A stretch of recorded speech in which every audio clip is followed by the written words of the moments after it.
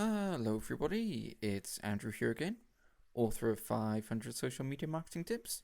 Check out the link in the description to grab your copy today.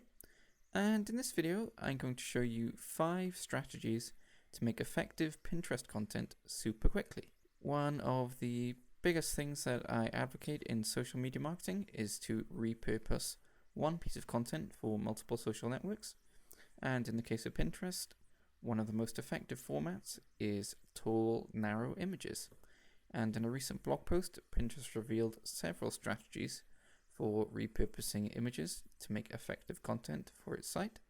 So I've mocked up some of the ideas that they provided with real-world examples and added a few in myself. So let's take a look how you can create them for your own business. First up is to crop a Facebook ad image. Facebook ad images are really great for crafting narrow Pinterest images as long as you've got the right frame of reference. So in this example from Mahabis, I've chopped this square image that was posted on Facebook into a tall, narrow image that would fit onto Pinterest. And as long as a bit of branding is whacked on there, it would work really well. Next up is to stack multiple images from Instagram.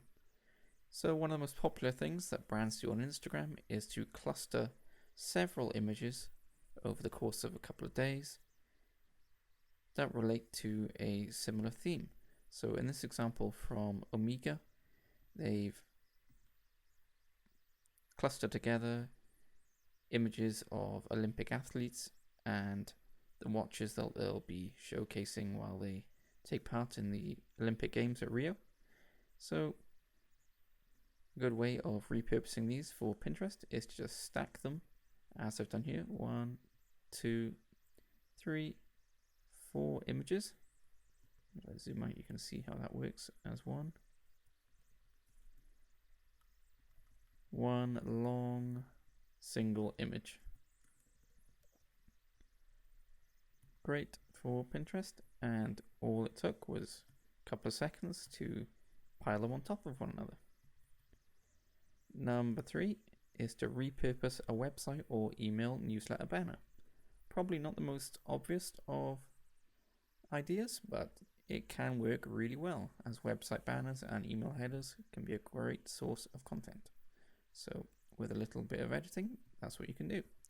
And in this example, I've taken a header that was on the Ray-Ban website, which shows how people can customize their own shades. So we've got the idea here, and then 1, 2, 3, 4 below for the steps that people need to take.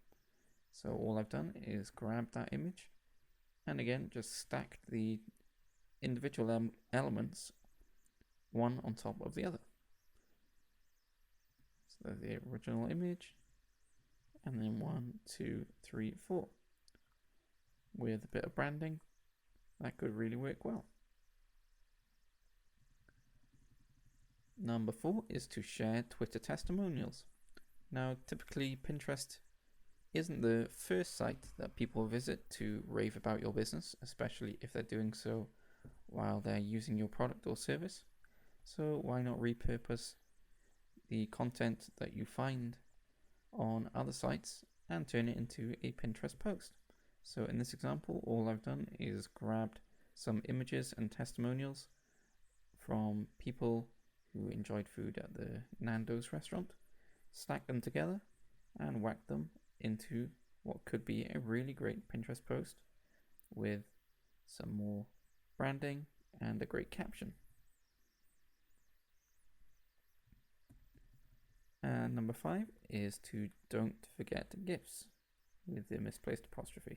I'm going to go and fix that. So despite the explosion in popularity of GIFs on social media, from what I can see, they only still make up a small proportion of content on Pinterest. So whether it's a GIF you've made specifically for another platform, or if you're going to repurpose a video into a few of its most engaging seconds, a nice GIF can really help make your brand stand out on Pinterest. You could loop with a nice little pattern or demo a product to show how it works, stuff like that. And with Photoshop or online gift makers, it's a really quick way of